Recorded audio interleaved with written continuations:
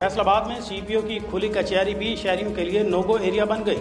कोकियावाला की रिहायशी गूंगी बहरी खातून इंसाफ के लिए दर बदर की ठोकरें खाने पर मजबूर। मुतासरा खातून इंसाफ की उम्मीद लगाए सीपीओ की खुली कचहरी में पहुंच गई तो पुलिस एहलकारों ने खातून को रोक दिया। मुतासरा खातून ने आला हुकाम से नोटिस लेने का मुतालबा कर दिया। अहम खबर आपको दे रहे हैं फैसलाबाद से, जहां सीपीओ की खुली कचहरी भी शहरियों के लिए नो गो एरिया बन गई। कोकियावाला की रिहायशी गूंगी बहरी खातून इंसाफ के लिए दर बदर की ठोकरें खाने पर मजबूर। मुतासरा खातून इंसाफ की उम्मीद लगाए सीपीओ की खुली कचहरी में पहुंच गई तो पुलिस एहलकारों ने खातून को रोक दिया। मुतासरा खातून ने आला हुकाम से नोटिस लेने का मुतालबा कर दिया है।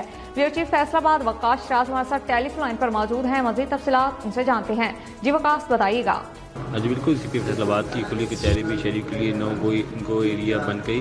कोकियावाला की रिहायशी गूंगी बहरी खातून इंसाफ के लिए दर बदर की ठोकरें खाने पर मजबूर होगी। गूंगी बहरी खातून इंसाफ की उम्मीद लगाए सीपीओ की खुली कचहरी में पहुंची तो पुलिस एहलकार ने मुतासरा खातून को खुली कचहरी में जाने से इनकार कर दिया। शोहर भाइयों के साथ मिलकर तशद्दुद का निशाना बनाता है। मुतासरा खातून का ये कहना है ससुरालियों ने शदीद तशद्दुद का निशाना बनाया, कपड़े भी फाड़ दिए। ससुराली जबरदस्ती 4 बच्चों को छीन कर ले गए हैं और दादाजी की जाए। मुतासरा खातून का ये कहना था मुतासरा इसके वालिदैन भी इंसाफ की दुआएं करते रहे। थाना मुतवाली मूवमेंट पुलिस भी वाक़े का मुकदमा दर्ज न कर सकी। मुतासरा खातून की पुलिस के आला अफसरान से इंसाफ की जो है अपील की जा रही है। जी बहुत शुक्रिया वकास शराज, आप हमें तफसीलात दे रहे थे। कस्बे गुजरात